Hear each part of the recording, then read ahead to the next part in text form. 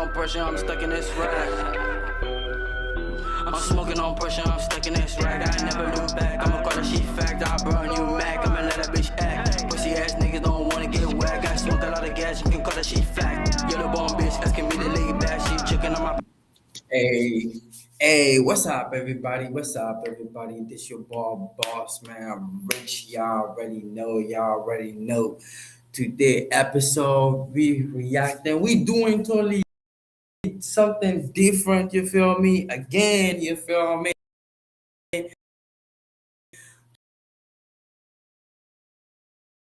Today we reacting on, Let me reread that shit. 18 true and settling horror stories animated. Yeah, you feel me? I've been watching a lot of these anime stories, you feel me? They're very interesting. So I would like to share some of them with some people, most people that never hear it or seen it. Today's your first time, you feel me? Hey, let's jump right into it together. You feel me? Like, subscribe. Don't forget to hit that notification button. You feel me? Thank you very much. Y'all already know how it is. You feel me? We about to jump right into this and react to it. I moved into the cabin. When the aspens turned and the air smelled like pine resin and cold earth, I finally found some respite. After 15 years amid constant noise in the cities, the hum of traffic, or neighbors, it was silence that I craved. This cabin was exactly what I needed. 12 miles from civilization, visible neighbors. In the quiet of the sky and forest, I could settle into your bones with the amount of peace it produced. My first few weeks went exactly as I had dreamed. To the wind nestling through the trees, and woke to birdsong, lively chirping in the background. I also learned to identify all the sounds I heard around me, whether it was the rustle of a deer moving through the underbrush, the screech of a red-tailed hawk, or the crack of branches settling in the cold. I sat on the porch with my tea one night, just listening to absolutely nothing. This man got a whole cabin. He got a whole cabin by himself in the middle of nowhere. Hey man, don't get me wrong, you feel me? I would love to do that. You feel me? I would love to do that. But going by yourself, I don't know, man. I came across it on a Thursday, mid-October. It was around 2 a.m. when I woke up to the scraping sound, something near the back of the cabin. It wasn't loud, just persistent. Something dragging against the exterior wall. I lay there listening, trying to place it and figure out who it was. But after a few minutes of making the noise, it stopped. I reasoned it must have been a raccoon or some other. Nah, my nigga. You white.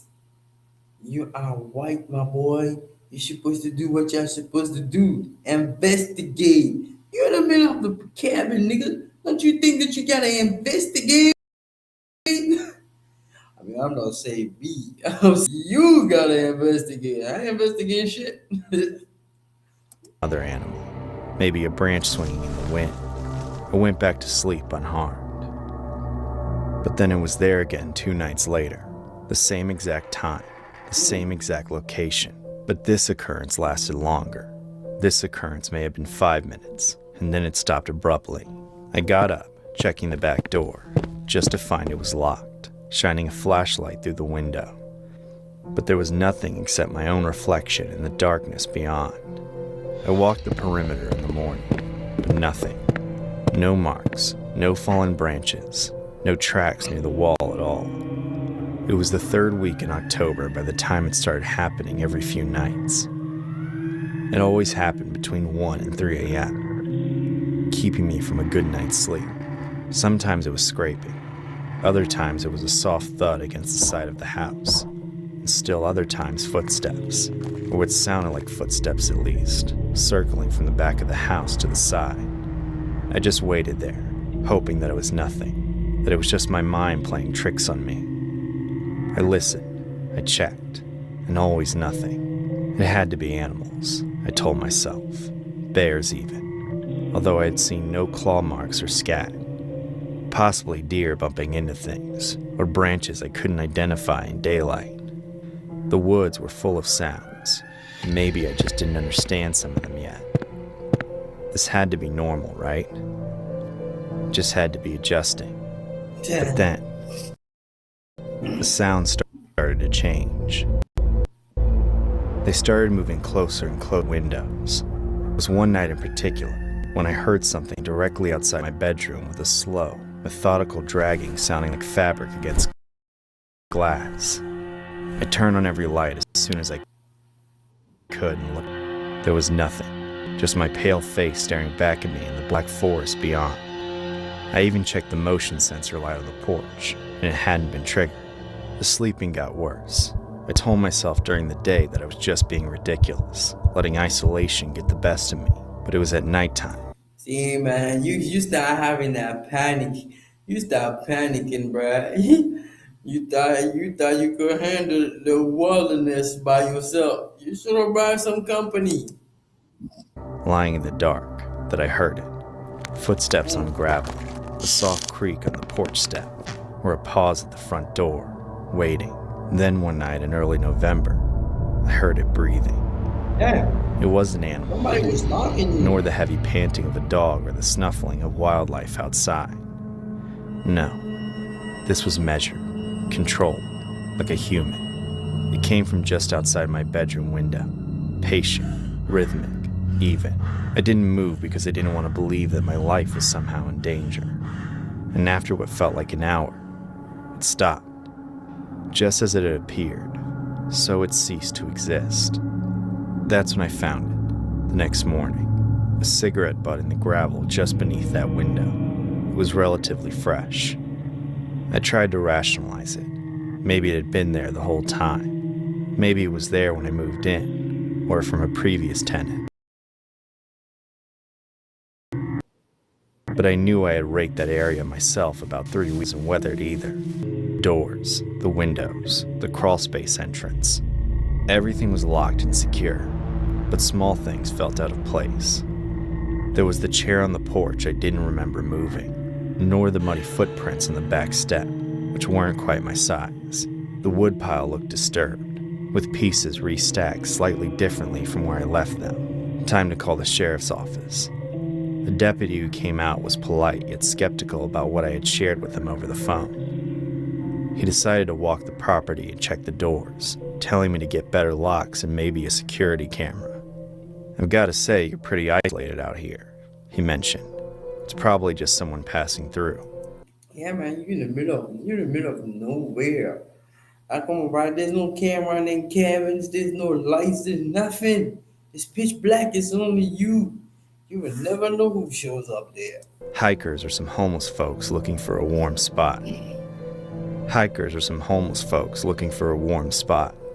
He almost made it sound reasonable to me, as if it were comforting. Fine. That night I wedged a chair under the front door handle, and then I wedged another one under the back door, keeping the lights on because I couldn't sleep. Then at 2:47 a.m., I heard the front door handle turn. It was slow, deliberate even, testing the weight as the chair held its place, the handle at least. Then I heard the footsteps move around to the side of the house. They went to the back where the handle turned there too, slow and just as careful. The chair scraped against the floor, but it held its place. I grabbed my keys and phone and stood in the center of the living room, shaking, knowing I was at the mercy of whatever was out there. The footsteps then moved around to the bedroom window, and they stopped. Everything went silent, and I waited. 5 minutes, then 10. I heard it then. A soft scraping sound that was different than before. It was metal on metal. It was deliberate. It was methodical. It was the crawl space door. Niggas I are had checked funny. it before and locked it, but the sound of slow, patient work continued. Someone was trying to get underneath the Nigga, you better get house. the fuck out of there. I didn't wait to see if they would succeed. Right. I instantly ran to the front door, shoving the chair aside and getting to my car. The motion light flicked on as I exited the cabin, illuminating nothing but empty trees. I drove with my headlights up the main road. Then I called 911. The sheriff came out with 3 deputies, searching everything: the house, the crawl space, the surrounding woods, and found that the crawl space lock had been jimmied but not broken. They also found more cigarette butts and footprints that weren't mine. They didn't find anyone, however. I stayed in town that night and then the next, and on the 3rd day, I decided to go back with a deputy to collect my things. While I was packing, I noticed something I had missed before.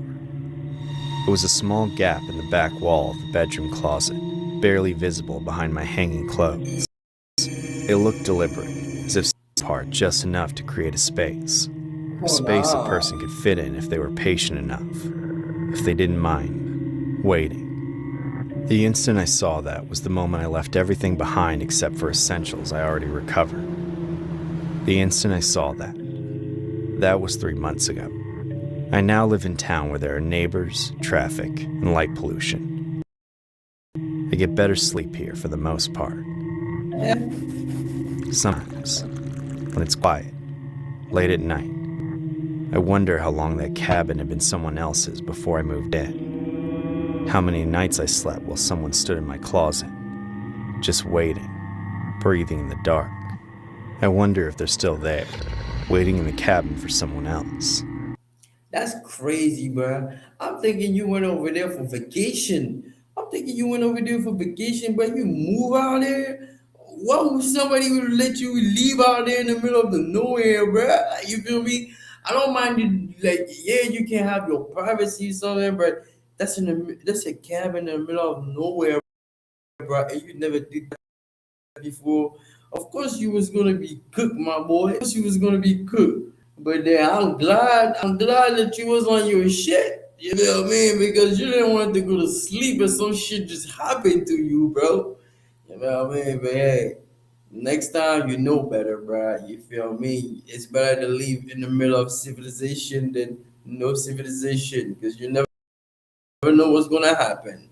And that right there was the proof to it, man. Okay, man. That was good for the first story, man. Now we're gonna see. Let's see what the second story talking about.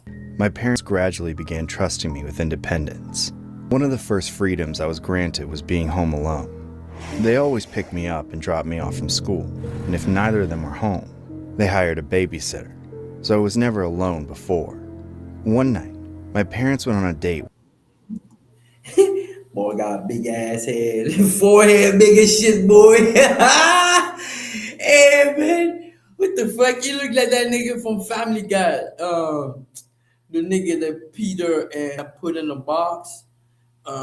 Brian, what's his name? Something Loja. So I don't know, but he looked like the nigga from Family Guy with a big ass head, bro. The nigga that Peter and Brian had shipped on the boat. That nigga looked like that nigga.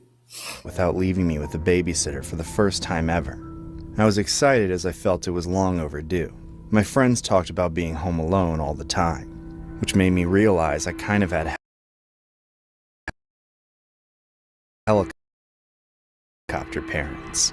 Honestly, the first hour was nobody in it but me. Despite the lack of authority figures around, I still didn't feel like I could break any rules without getting in trouble. I thought about doing so earlier, but at the moment of truth, I was too scared. Looking back, I think I was self-enforcing on my parents' expectations. Like I literally couldn't comprehend the ramifications of being alone, but I didn't understand any of that at the time. All I felt was this eerie unease. I was at home, yet somehow in unfamiliar territory. Then, I started to doubt if I was even alone. As I was standing aimlessly in the living room, I saw a blip of movement at the front door. Nah, he be like that sometimes, bro. He be like that. You be sitting in the house, you feel me? You think you're the only person. And out of nowhere, you feel me? You start thinking like you seen movement. You be like, oh, what was that? Something just moved over there. What was that? Hold up, bro. Am I the only nigga in this house? This should be the only. I should be the only nigga in this house. You feel me? Nah, you do feel like Crossing that a shadow sometimes. that comes right before someone enters or knocks. Except it was followed by silence. On reflex, I went to my tiptoes. like I had nearly been caught sneaking around past bedtime. I crept up to the door and looked out the side window.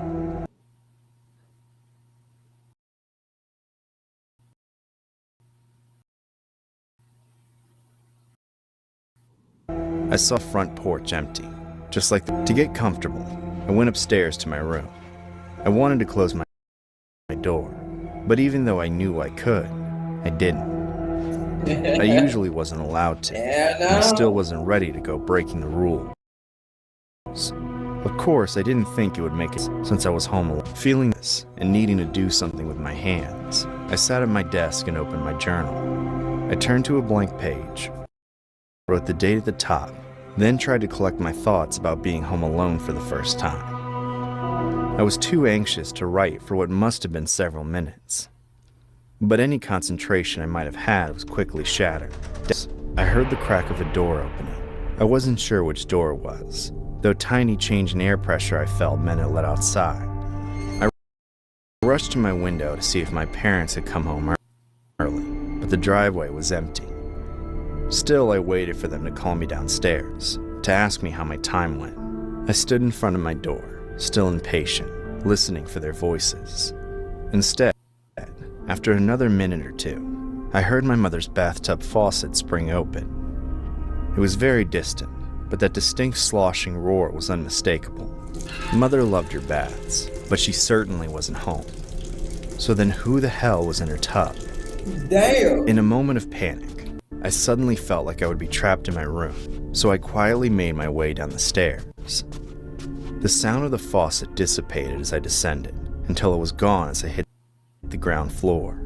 Part of me decided that I needed to be ready to leave the house in case something happened, so I made my way back. And my intuition would have told me to get the fuck out of the house. No matter what it is, bro. You should have get the fuck out of the house. Cause you literally see your mom and dad just leave, bro. Your mom and dad just left. You feel me? If your mom and dad just left the house and you just happen to hear the water in the bathroom turn on, I'm like, oh fuck no, bro. I know I'm the only nigga that's supposed to be in here. Who the fuck else is in here? Like, dick, you gotta go out. You gotta get the fuck out of the house, bro. Because you can't be in the house and shit like this is happening, bro. You gonna be like, the fuck? Unless you got the strap. If you damn, bro, you should have the strap, bro. You should know where your people keep that thing. To the front door. On my way there, I passed by my parents' room. The master bathroom with my mother's fancy tub was in there. Unlike I thought, the faucet hadn't been closed. It was just dripping. I was close enough to hear it, obedient enough to know I'd get in trouble if I didn't close it, but fully aware that the punishment for leaving the house would be worse, the looking in the darkness of that unlit bathroom. The thought of going in terrified me, but I was too scared to run. Finally, I simply turned around and went back up to my room. I didn't care if I got blamed for letting the faucet drip, or even if my parents caught me with my door closed. I had to save myself the only way I could think. For the first time, I closed and locked my door, then sat up against it. I buried myself in my confusion and fear. I hid, waiting for it to be over. 2 bitterly slow hours later, I heard my parents driving in. He ain't calling 911. He ain't do shit. He has no instinct. He has zero skills or zero instinct of survival, bro. This boy is a cook boy. He's a cook boy, bro. Ain't nobody saving you if you can't save yourself first, my boy. And you alone in the house. You can't be scared. I stood up, wiped the dried tears off my face, opened my door, and put on the act. To act innocent if they asked about the bathtub. But when they asked me a completely different question, I nearly broke down. My mother asked me if her older brother had ever come by to check on me. They asked him to make sure I was okay since it was my first time home alone. Fuck? Though they weren't sure if he would make it. Suddenly, everything clicked. Who else had access to the house? And who else knew I was alone in it but him, my own uncle? It must have been him. At the time, I stammered but managed to lie and said that nobody had come. I didn't fully understand what had gone down, but I was worried I'd never see an ounce of freedom again if I started making accusations, or if I even admitted that someone else had been in the house. Years later, I still don't know 100% if it was truly my uncle, but I've never trusted him since. I believe he had a sinister idea on his way to check on me. He tried to lure me into a dark space where I wouldn't be able to see him, so he could get away with something he probably always wanted to do. Damn. A few bro. weeks ago, That's how you feel, bro. It sounds like your people who trying to set you up. I ain't trying to say that, but it sounds like that's what the fuck they was trying to do, my boy. Like, yeah, Uncle Charlie gonna come and snatch you. You feel me? But it seems like you were smart enough to run away. Like, oh, hell no, Uncle Charlie, you ain't about to get me today. Oh, man. That was stupid, bro. The babysitter didn't even show up. What type of shit is that? I mean, I'll be mad as shit, bro.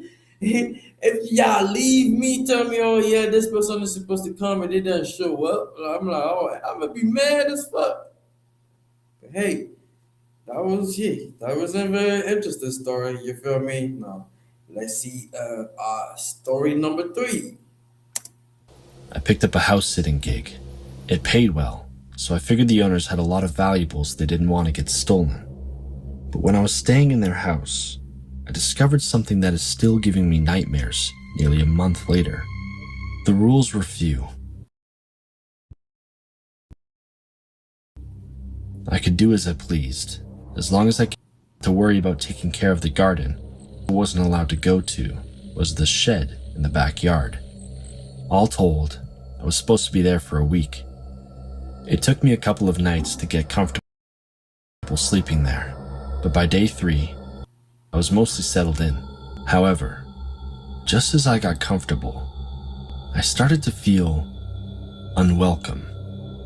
I hadn't broken any rules, yet for some reason, I felt like I was being watched somehow. I spent several paranoid hours looking for a hidden camera, but I couldn't find any. That evening, I picked up a random book and sat on the back porch, thinking a bit of reading and some fresh air would help. In all honesty, the backyard was beautiful. The owners clearly took pride in it. Even the shed didn't look like an afterthought. It was made in the same style as the rest of the house, with a shingled roof, a well-sealed door, and a window on one side. Still, it was just a shed, and I barely cared about its existence or what was inside it that I wasn't allowed to see. Not at first, anyway. While I was stuck trying to get through the first few pages of the book I picked up, I noticed a flash in my peripheral vision. If I wasn't mistaken, the light inside the shed flicked on. But by the time my eyes focused, it was off again. That, or it had always been off. I really couldn't tell. After staring at it for a bit and not seeing any changes, I figured I was mistaken. Probably just another light in someone else's backyard, flickering through some trees, or maybe I just completely imagined it. Either way, I decided reading wasn't my jam, so I went back inside and opened a bottle of wine.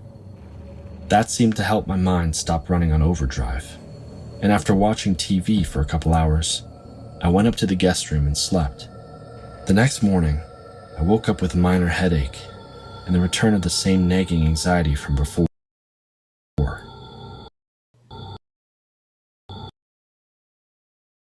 For something weird in the house, so the only place left was the shed. I wasn't supposed to enter it, but I was never explicitly told I couldn't peek through the window. I got dressed, and I went out and stuck my face up against the glass. See, investigation. That's what white people do. You feel me? The first thing she did, she like, shit, nigga, I'm about to go investigate this shit because this shit is bothering me. You could just get the fuck out of there. Trying to cup my hands around my eyes for a better view. But it was truly pitch black in there. Disappointed, I gave up and got ready for work. Even though I was maybe even shake my nerves about the place. Yeah, you get paid That night, I got back Paid to watch the house? Where the fuck them people went? Out of the country? to the house and immediately took a shower.